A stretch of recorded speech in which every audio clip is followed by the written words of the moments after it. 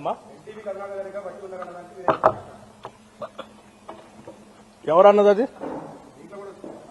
పేరు చెప్పండి. ఎవరన్నది ఎవరు రాసింది ఎస్. మరి ఆయన ఏడ కూర్చొని విన్నాడో ఏడ చూసి రాశాడో నాకు తెలియదు. అది కూడా అడుగుతాను. Question of my self respect. నేనేం గాలికి రాలేడు దాకా 40 సంవత్సరాలు సభలో సభ బయట పోరాటం చేస్తూ ఈ సమాజం కోసం అడ్డంగా నిలబడి పోరాటం చేస్తుంటుంటాడు.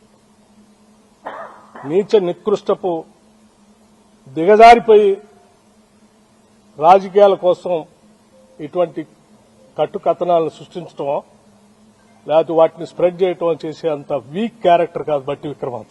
ఆ రాసిన ఆయనకి ఎవరి మీదో ఏదో ప్రేమ ఉండొచ్చు,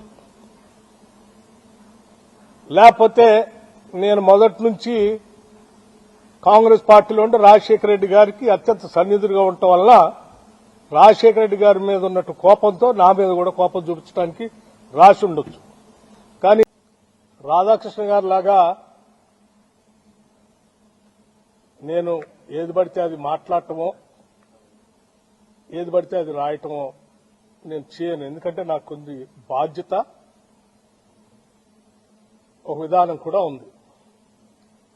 మీ ఇంట్రెస్ట్ల కోసం రాష్ట్రాన్ని, పాలనని, ప్రభుత్వాన్ని, అందులో అధికారుల్ని, మంత్రుల్ని లాగుతామంటే చూస్తూ ఊరుకోవడానికి ఎవరు సిద్ధంగా లేదు.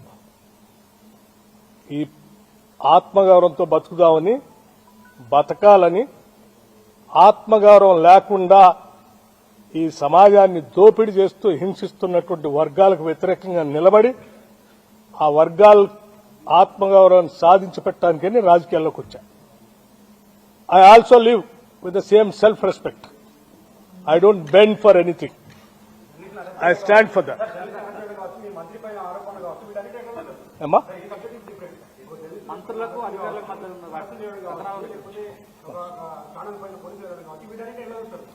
చాలా దురదృష్టం. That's what I'm saying.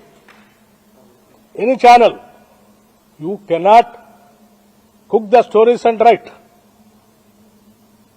You don't have any right to spoil the image of other individual personalities. You cannot assassinate. What right do you have? After cabinet, yes. Now I have to rush to the Khammam and